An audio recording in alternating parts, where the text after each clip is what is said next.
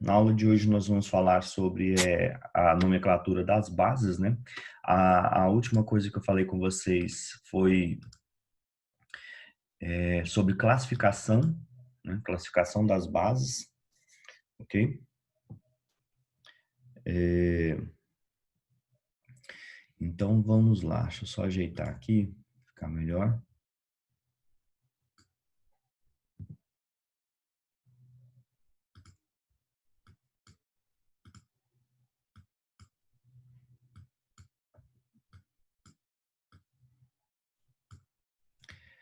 Bom, pessoal, nomenclatura das bases, né? Para a gente dar nome para as bases, né? É bem tranquilo. Ah, deixa eu ver se eu comecei a gravar aqui. Não esqueci de gravar.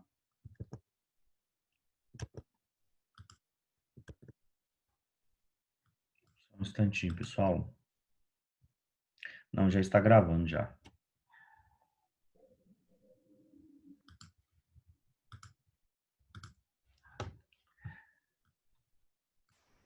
Bom, então para a gente dar nome para as bases, né? A gente vai escrever o nome hidróxido, seguido da preposição de e o nome do cátion que está ligado, né, à hidroxila. Então é bem simplesão, bem fácil, tá? Vou colocar alguns exemplos de bases aqui, ó. Vou mostrar para vocês o quão fácil é para dar nome às bases. Por exemplo,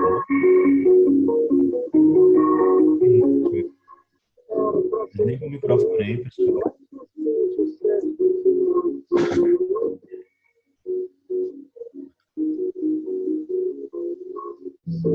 O Marosca, o microfone tá ligado.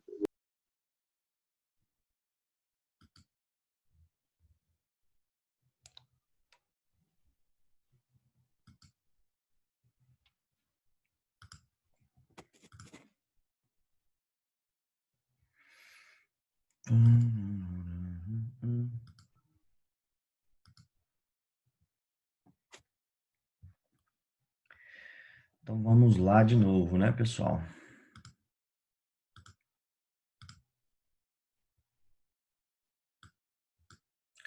Bom, então tá aqui, ó. Para a gente dar nome para os compostos, para as bases, nós vamos usar a palavra hidróxido. Por exemplo, aqui, ó, eu tenho o sódio ligado com a hidroxila. Então, o nome dessa base vai ficar hidróxido, né? Hidróxido de quem que é o elemento Na? O elemento Na é o sódio. Então, vai ficar hidróxido de sódio, ok?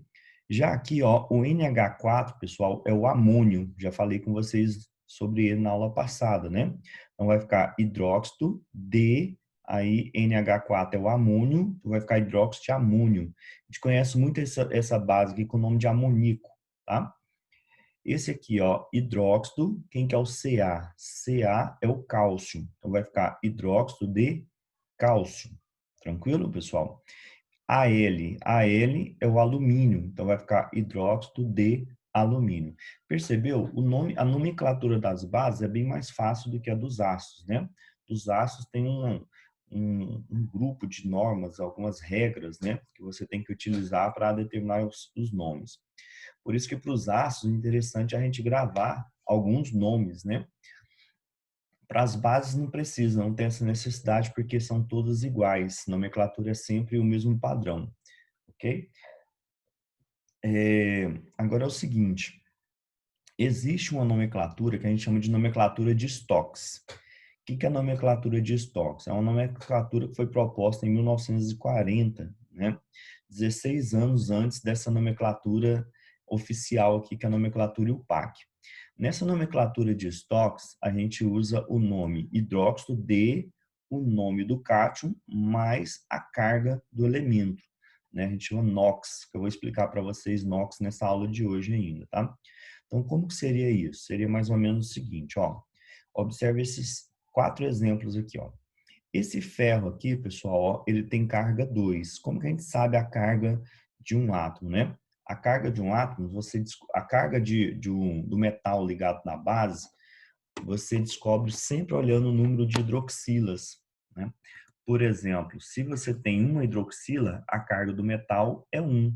Se você tem 2 hidroxilas, a carga do metal é 2 e assim por diante, né? Então, por exemplo, aqui, ó, esse ferro aqui, ó, Como tem duas hidroxilas, então ele tem carga mais 2. Esse ferro aqui, ó, como tem 3 hidroxilas, então ele tem carga mais 3. A mesma coisa aqui, ó, esse cobre aqui, ó, como tem uma hidroxila só ligada a ele, a carga dele é mais 1. Já esse cobre aqui, ó, como tem duas hidroxilas ligadas a ele, a carga dele é mais 2. Então, o que a gente faz? A gente escreve o nome assim, ó, hidróxido de ferro e coloca 2 em algarismo romano na frente. Então, fica hidróxido de ferro 2, enquanto que o de baixo vai ficar hidróxido de ferro 3. Quando que acontece isso? Quando você tem bases, né, em que os metais apresentam cargas diferentes, né? Por exemplo, o ferro, ele existe na natureza tanto na forma de ferro 2+, como na forma de ferro 3+. Ou seja, tem duas cargas diferentes o ferro, né? O cobre, por exemplo, hidróxido de cobre 1, hidróxido de cobre 2. Tranquilo, pessoal? Ok? Isso acontece sempre, né? Que é você ter um metal que tem inox ou carga variável, né? Quem são os metais, né, que tem inox variável ou carga variável? Pessoal, a maioria deles. Isso quer dizer que quando você for escrever a nomenclatura das bases, você só não vai colocar esse número aqui na frente, ó. Você só não vai colocar esse número na frente para bases da família 1A. Então, preste atenção no que eu vou escrever aqui para vocês, tá? Ó, esse númerozinho aqui na frente, ó, você não vai colocar quando for bases da família 1A, quando for bases da família 2A, quando for a prata, hidróxido de prata, quando for hidróxido de zinco, quando for hidróxido de alumínio e o amônio. Essas bases aqui, ó, você não vai usar esse número na frente, somente, ok? Todas as demais bases, quando você for escrever a nomenclatura, você vai ter que colocar esse número na frente. Por exemplo, se fosse aqui, ó, AgOH, ok? Se fosse AgOH, o que você ia fazer? Você ia escrever hidróxido de prata, só. Você não coloca nenhum número na frente. Por quê? Porque a prata só existe na forma de prata mais. A mesma coisa se fosse o zinco, né? Se fosse assim, ó, ZnOH2. Como é que você ia escrever? Hidróxido de zinco. Você não coloca o número na frente. Ok? Por quê? Porque esses elementos, família 1A, família 2A, prata, zinco e alumínio, eles têm NOx fixo, ou seja, eles têm carga fixa. Por isso que você não precisa de colocar na frente. Ok, pessoal? Alguma pergunta? Não?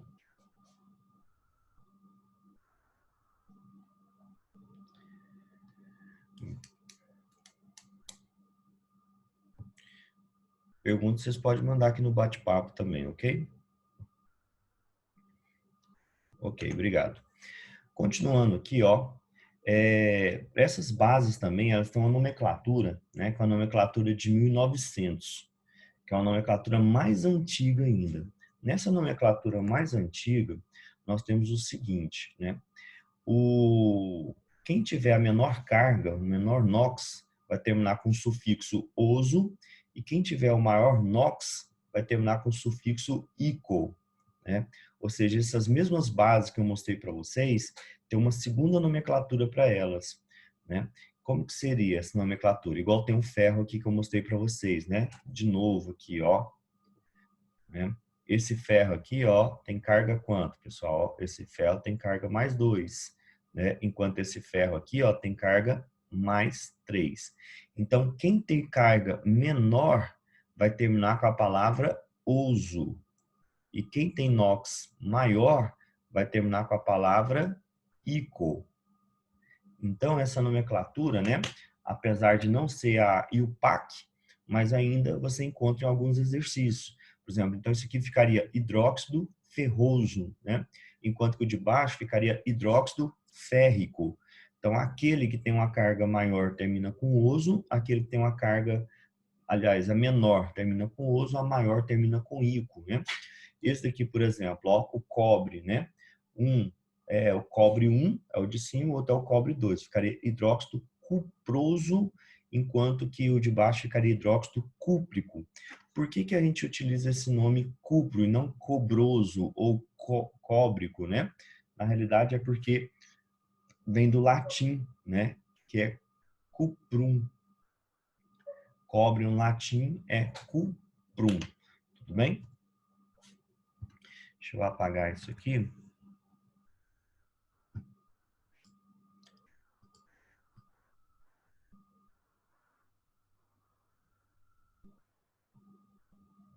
A mesma coisa, pessoal, aqui, ó, para o chumbo e para o ouro, tá? No caso aqui, ó, chumbo, né? Chumbo em latim é plum blum. Plum blum.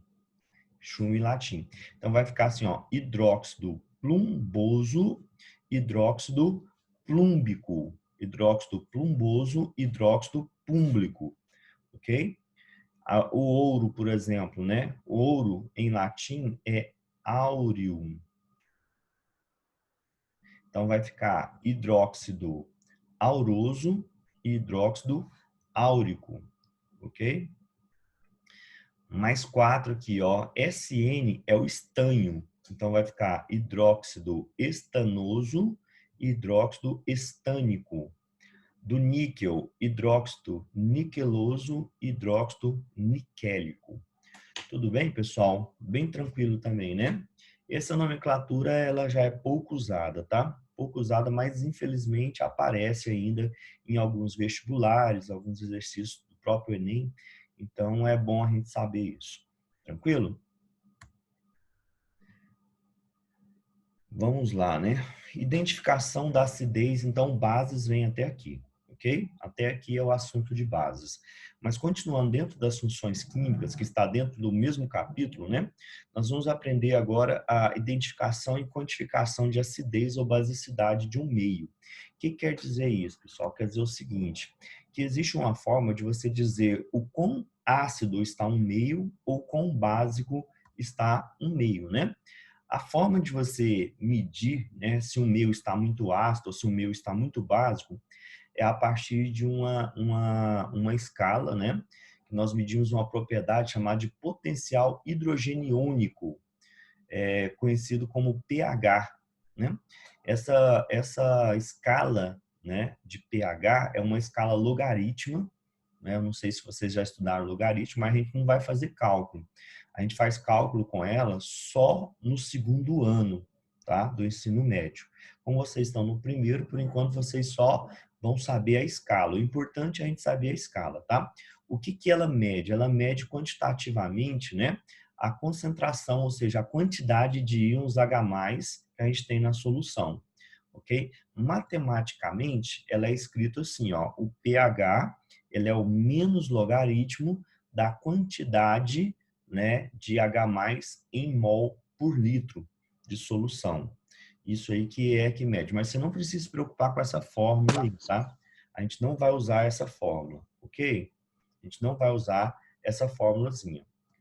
Agora é o seguinte, a água, ela tem a capacidade de auto-ionizar. O que é auto-ionizar, pessoal? A água, né, ela se transforma em H+ e OH- sozinho.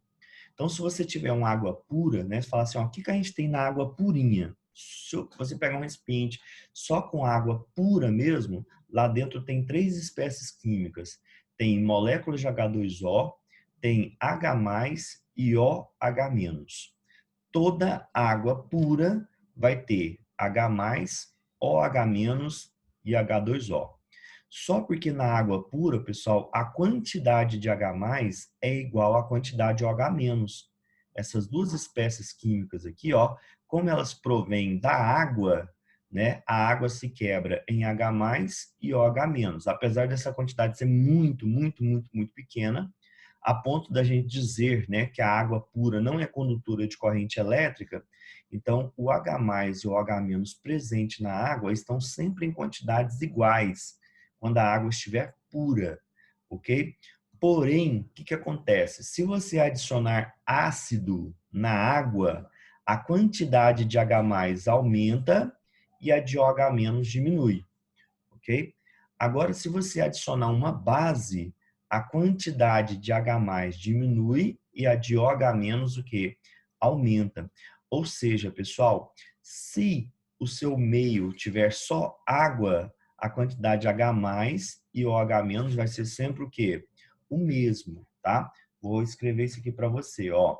A quantidade, quando você tem, né, só água, a quantidade de H+ na água é igual à quantidade de OH- na água. Porém, quando você adiciona um ácido, a quantidade de H+ ela vai aumentar, enquanto que a quantidade de OH- ela vai diminuir. Se a quantidade de H+ aumenta, é lógico que aumenta porque você está jogando ácido, né, pessoal? Ok? Então, a quantidade de H+ ela vai aumentar quando você jogar ácido. E a quantidade de OH- vai o quê? Diminuir. Consequentemente, então, a quantidade de H+ vai ficar maior do que a quantidade de OH-, tá, pessoal? Agora aqui, ó. Agora, quando você adiciona uma base na água, você adicionou uma base na água, né? O que vai acontecer agora? Você está adicionando hidroxilas, né? Base. Então, a concentração, ou seja, a quantidade de OH- vai aumentar e a quantidade de H+ vai diminuir. Consequentemente, a quantidade de hidroxilas vai ser maior do que a quantidade de H+. Então, como que a gente usa isso? A gente usa, né, o pH para quantificar isso, para saber o quanto a concentração de H+ está aumentando, quanto que a concentração de H+ está diminuindo, ok? E assim a gente determina, né, o que a gente chama de acidez e basicidade de um meio. Então, por exemplo, né, a escala de pH, ela vai, né, ela é utilizada para soluções diluídas, é claro, e ela vai de 0 até 14, tá? De 0 até 14. De forma o seguinte, todas as vezes que eu falar para você que o pH é 7, quer dizer que ele está neutro. O que quer dizer neutro, pessoal? A quantidade de H+ é igual à quantidade de OH-. Por isso que a água pura é um sistema neutro. Por que a água pura é um sistema neutro? Porque a quantidade de H+ é igual à quantidade de OH-.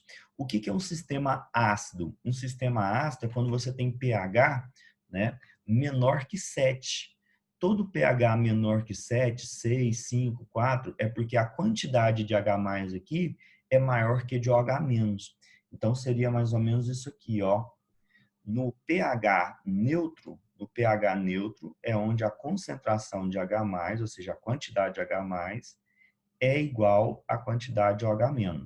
Isso é o pH neutro. O pH ácido é onde a quantidade de H+ é maior que a quantidade de OH-.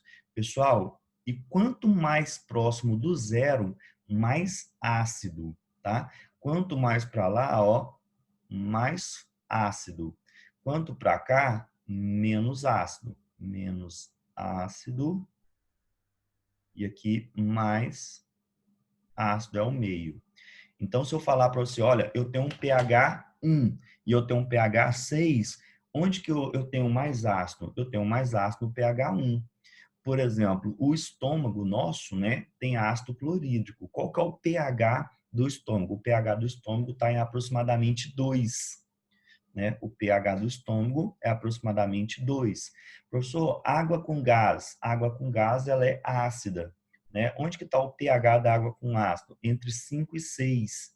Né? Ah, e os refrigerantes? Refrigerante está em pH 3, 4. Ou seja, então a gente consegue quantificar a acidez de um meio a partir do pH. Então, pH é uma escala que quantifica, diz o quão ácido está um meio ou quão básico também, né, pessoal? O básico, a mesma coisa, ó. Aqui, ó, eu estou dizendo para você que a quantidade de H+ agora é menor que a quantidade de OH-. Agora o meu é básico. E quanto mais próximo do 14, mais básico, ok? Quanto, né, mais próximo do 7, menos básico. Então, você vai vendo que o meio, ele vai caminhando assim, ó. pH 0 é o pH muito ácido. 1, diminuiu a acidez. 2, diminuiu mais ainda. 5, bem menos ácido. 6, pouquinho ácido. 7, neutralizou. A partir de 8, levemente básico. 9, mais ou menos básico, né?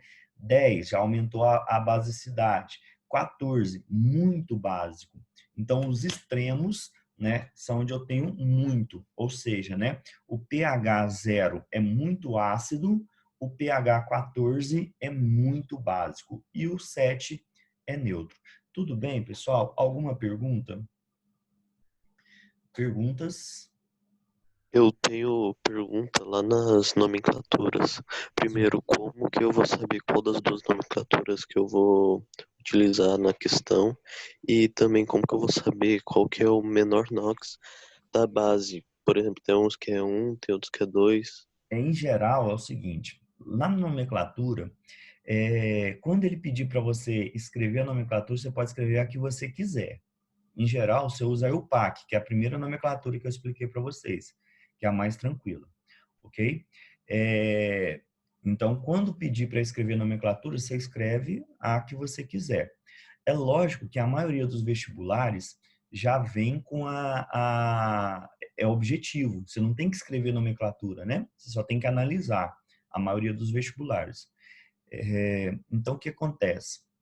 Mas se você estivesse fazendo um exercício de segunda fase, né, tipo lá na Universidade Estadual do Rio de Janeiro, que tem segunda fase, na UEG, que às vezes tem questões objetivas, né?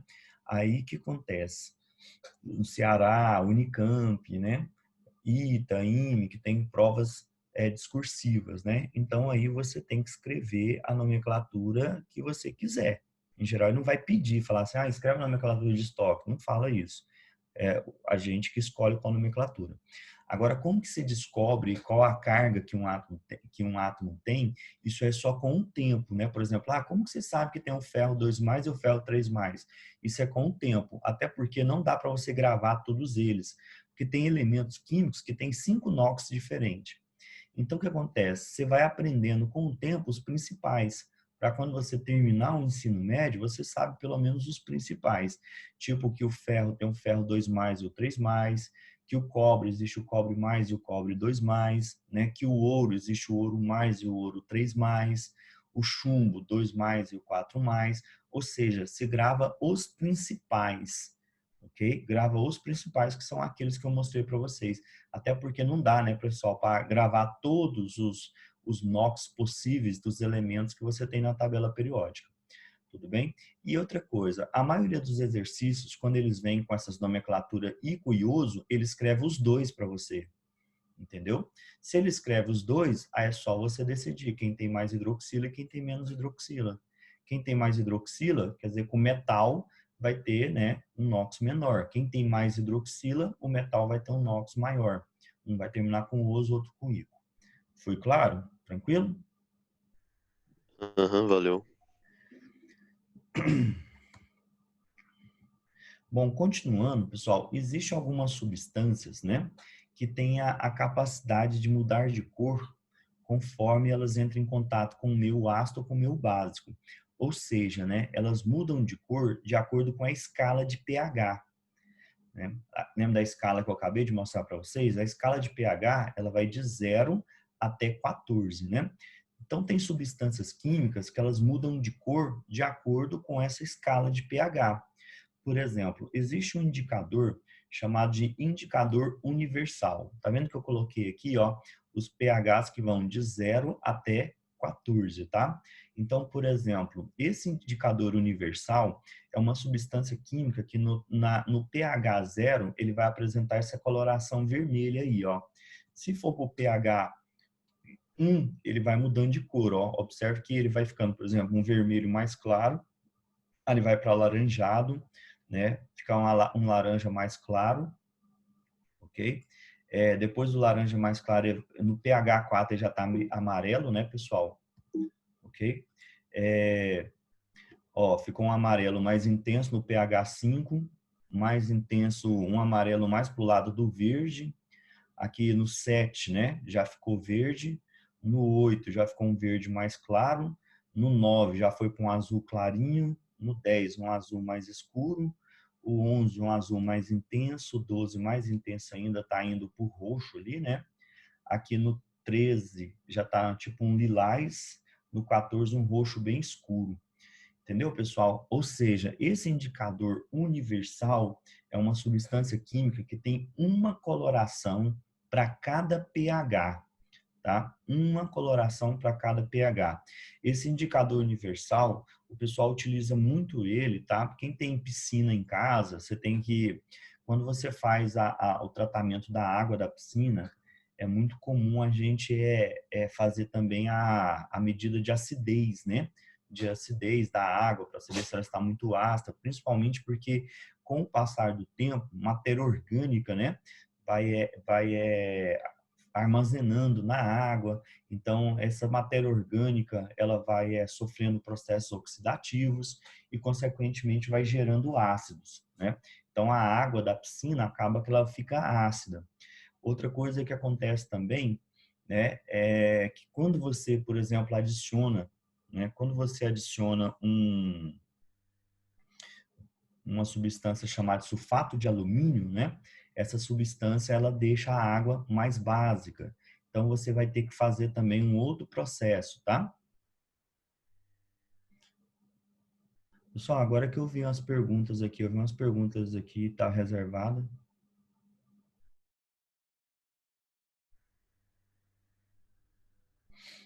Qual slide, Ana Luísa, que você está pedindo?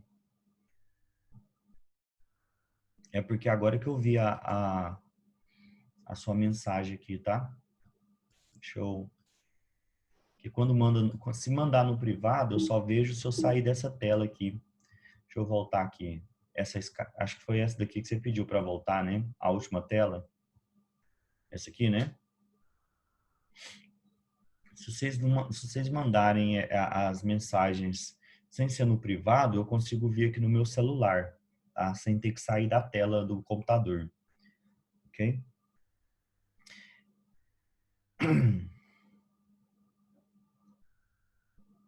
Prontinho? Então, pessoal, quando você faz tratamento de piscina, por exemplo, né? Você usa muito esse tipo de indicador aqui. Ele vem numa caixinha com os papeizinhos, né? Aí você só mergulha o papelzinho na água e ele vai te dizer, né? Vai vir uma quantidade, ele vai mudar a coloração do papelzinho e você compara, né? Com os parâmetros que tem na caixinha. Dá para você saber o pH da água. E assim, né? Quem faz tratamento da água, ele sabe cuidar da água para tornar ela mais próximo de 7 possível, né? Você não vai ficar banhando uma água ácida. É claro que a água, com o tempo, ela vai ficando ácida, mas o ideal é que a água tenha um pH 7, que é o pH neutro. Tudo bem? Existem, por exemplo, os indicadores, né? Que eles têm colorações diferentes. Por exemplo, tem um azul de bromotimol, que é um indicador que ele é amarelo na maior parte do ácido, verde, né, no pH 7, e ele é azul em boa parte do pH básico.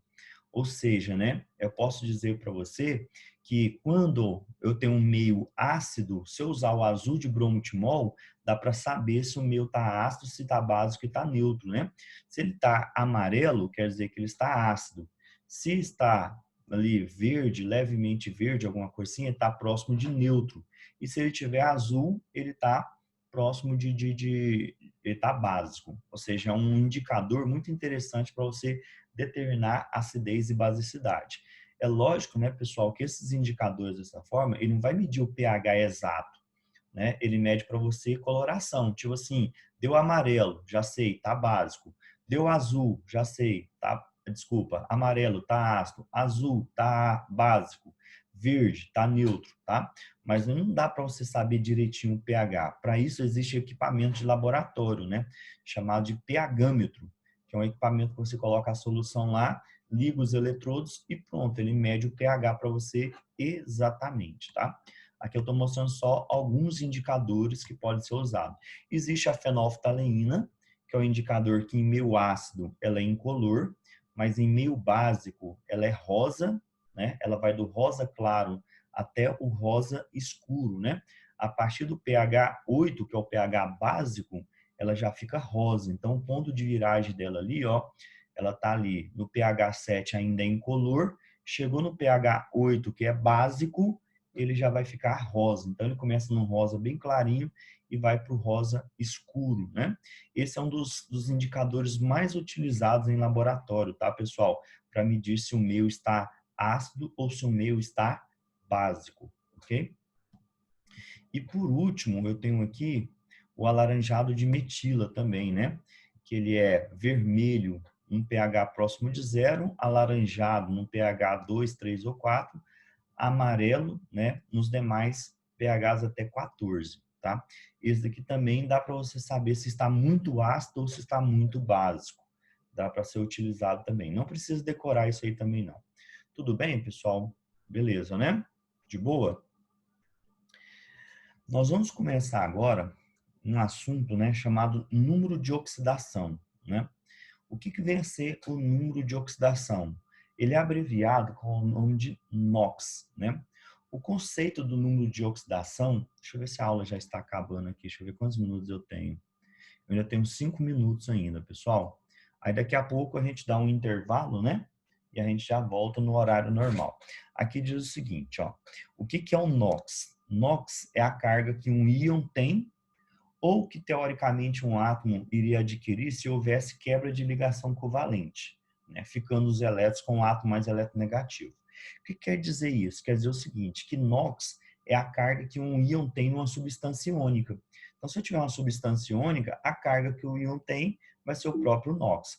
Por exemplo, eu vou colocar aqui a escala de eletronegatividade para a gente usá-la daqui a pouco. Mas vamos pegar, por exemplo, o exemplo do NaCl. O NaCl é formado de que forma?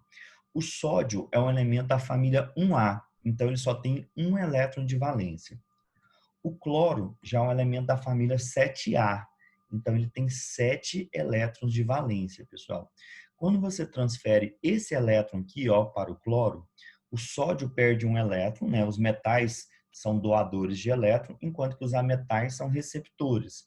Então, quando o sódio perde um elétron, o sódio vira sódio mais, enquanto que o cloro vira cloro menos. Então, se eu perguntar qual que é a carga desse sódio, você vai dizer mais. Qual que é a carga do cloreto? Você vai dizer menos. Então, o NOx é a própria carga. Então, esse sódio aqui, ó, tem carga mais 1, enquanto que esse cloro aqui, ó, tem NOx menos 1. Então, para compostos iônicos, o NOx é a própria carga do elemento químico. Tudo bem? Para compostos iônicos, o NOx é a própria carga do elemento químico. Então, se eu tenho sódio mais, o NOx é mais 1.